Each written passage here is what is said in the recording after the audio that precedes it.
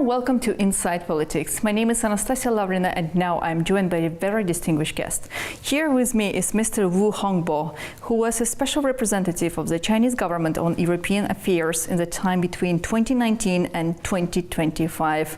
You also served as a United Nations Under Secretary General for Economic and Social Affairs.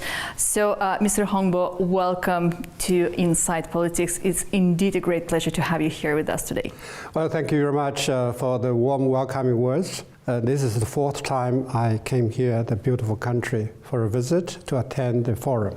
Absolutely, and once again, welcome to Inside Politics. And let me start with a basic question about the forum itself. The XIII Global Baku Forum, which is themed Bridging Divides in a World in Transition, which is organized by the Nizami Ganjavi International Center. In such a divided, I would say, the fragmented world we have today, with so many changes, the global transition, how important is this event? And do you believe that in the meetings held today, there is a real chance to bring the divided world together again?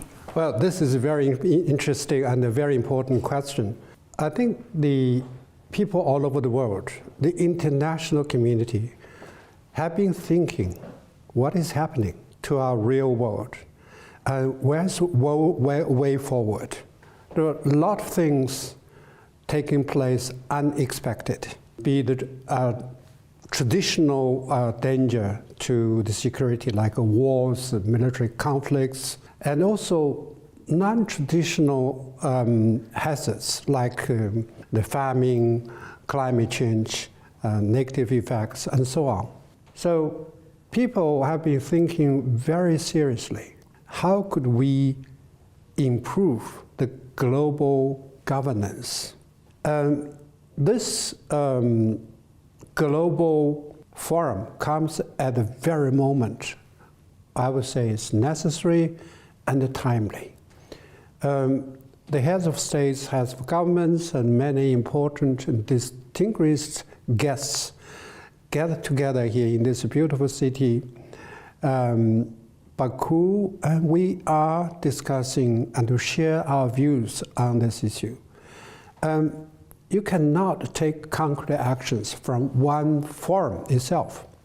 However, you could benefit from the ideas that expressed. As far as the global governance is concerned, China has put forward our own global governance initiative. And also, global security issue is panel one this morning. And I was there to listen to them. Quite interesting views expressed by many of the participants in the panel. We didn't have time to explain the Chinese position, but I think if there's a time, I would like to share with you the key elements of China's global security concept. Mr. Hongbo, we will be happy to know more about the China's position at this period of time when there is a real big wars happening in the Middle East between Iran, Israel, and the United States. So many countries are affected, are touched by this escalation. Right. So we want to understand what's China's position at the moment, how does it react on the global changes, and how it aims to contribute to the peace promotion in the future. Well, actually 4 years ago, 2022, it seems a long time ago, China has put forward its brand new global security concept. Its whole comprehensive idea, I would like to put it in the simplest way possible. This security concept contains 4 key elements. Number one, I think is most important. The global security should be universal. It's not global security for the strong and the fittest.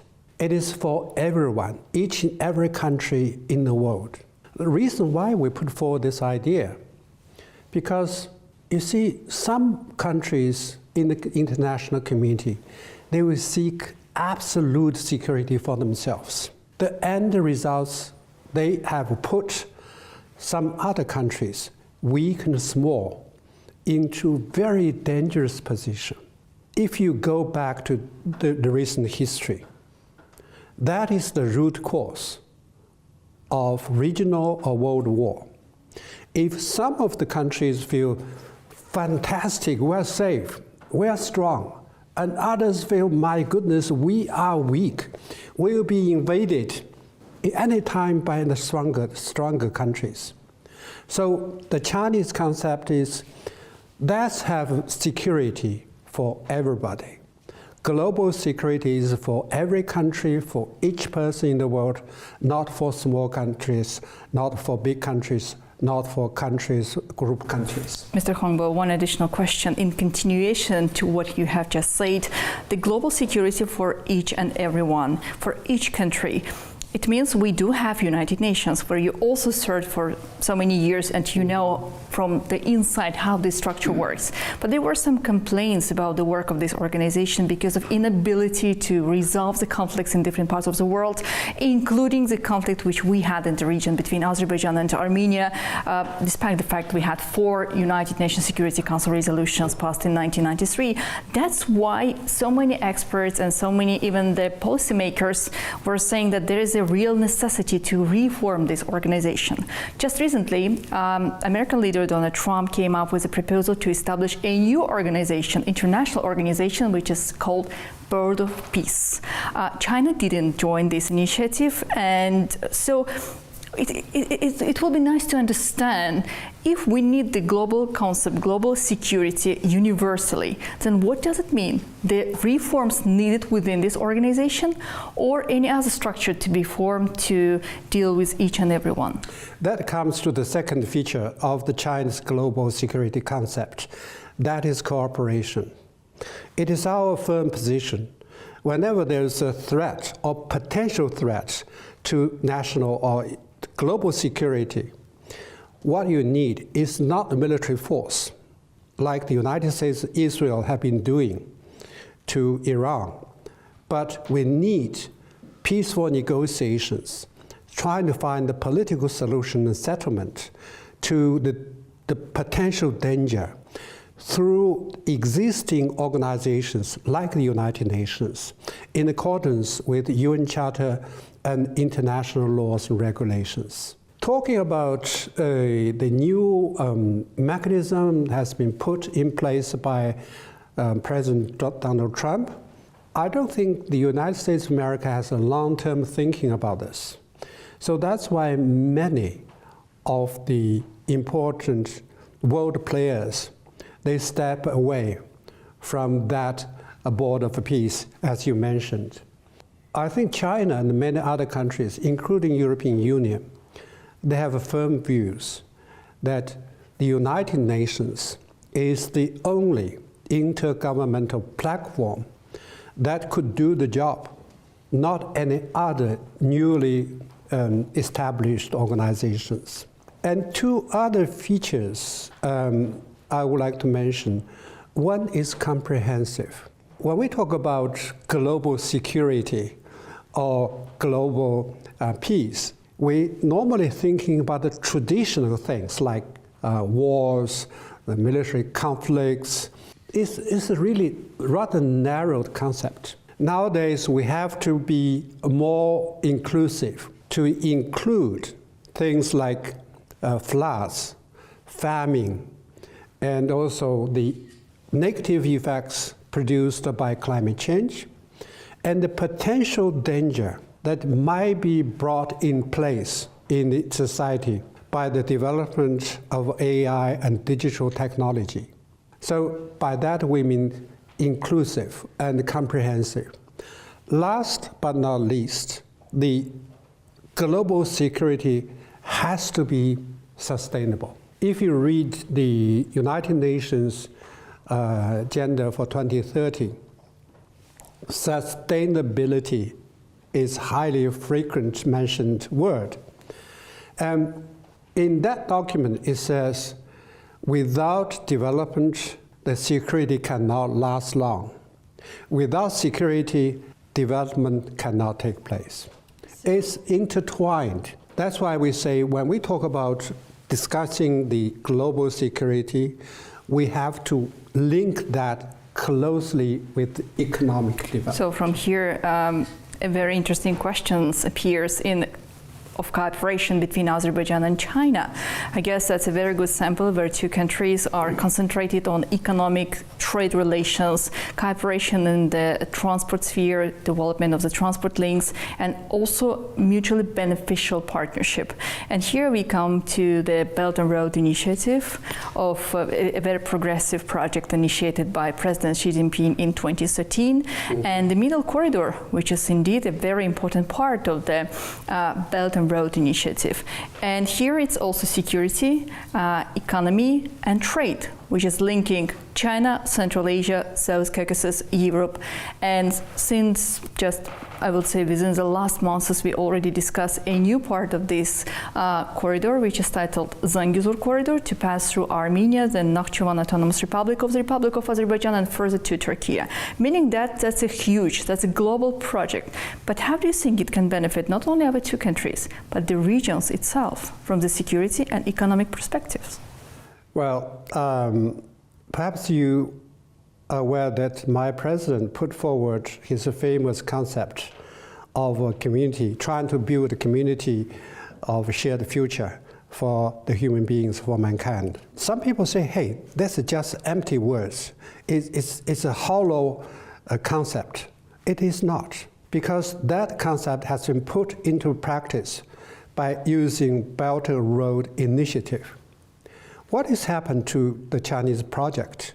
According to the latest information, we have 150 countries, international organizations on board. They all benefit from this scheme. It is mutually beneficial. It's not China win all and others just lose. It's not this idea. And many projects have been suggested and proposed. It's joint efforts for implementation. I think Central Asian countries and your country are participants in this program. And as far as China and Azerbaijan, the two countries concerned, apparently the size of our two countries are different. The population are also different. And we have different religious beliefs, and a different way of life, and so many different things. However, there's one thing in common.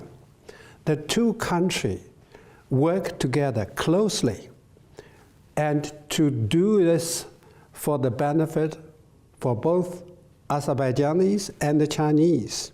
So we set up a good example how two countries so different can work together as two brothers. And as far as Azerbaijan is concerned, we greatly appreciate your support to China's efforts for modernization and also Belt and Road Initiative. In particular, this morning, I thank your president in person for helping the Chinese being evacuated from Iran. You have been helping us for twice already, last year and this year. This year, there are more than 600 Chinese have been to your country and through your country back to China safely. And also our bilateral relations have been elevated to comprehensive strategic partnership. This shows two different countries, how two different countries can work together. You mentioned the Belt and Road Initiative. There are quite a few projects has been initiated by both countries here in Azerbaijan, and trying to have a green energy and digital development and technology. And AI is also a project, I think, very much in the mind of both Chinese embassy and the EU government. And I guess this is very interesting. We all know about the position, about the, let's say, differences in the position and the attitude of China and the United States to some global initiatives, or even in the regions in some parts of the world. But when it comes to the South Caucasus, both Donald Trump and President Xi Jinping agreed that the development of transport links in between of Azerbaijan through Armenia and Nakhchivan Autonomous Republic of the Republic of Azerbaijan, this is a very important project which will benefit anyone. Meaning that here we can observe the unique stance of two global superpowers in what is happening in the region. And to conclude our today's conversation, indeed, you have a broad diplomatic experience and career. So how do you see the progress achieved in between of Yerevan and Baku to sustain and promote the peaceful development from distance? How do you see this process and how this is important for the future, again, in such a fragmented world we have today? Well, we have an open mind. If the United States of America get involved and supporting your efforts, we welcome that. So the only thing we would like to share with the states is that please do not rock the boat. And if this project is beneficial to the region, including Azerbaijan inside, and the countries in the adjacent area, let's do it. And we are not narrow-minded. We do not try to push some others out. As far as they are concerned, we welcome their efforts. That would be conducive and constructive to your development and to the development of the region.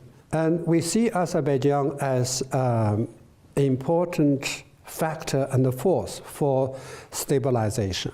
So your neighboring countries are not very safe nowadays. So against this background, Azerbaijan's role is much more important than before. If you stay stable and the country becoming more prosperous and people are happy, and it does influence your neighboring countries. I gave them at least moral support that people enjoy and they need peaceful life, enjoy improved living standards. So I hope that Azerbaijan would be a good example for the rest of the neighboring countries. We also hope, Mr. Hongbo, thank you. Thank you so much for your time. Thank you for joining Inside Politics today. It was indeed a great honor for us to host you today. Thank you very much. I would like to final words through you to all the Azerbaijan people, that the Chinese people are grateful to you for your help when we have the need, what we need to pull out our nationals from a country that is in trouble. Thank you so much. Thank you. And I would like to remind our viewers that you watched Inside Politics. My name is Anastasia Lavrina. Do stay with A News and see you soon.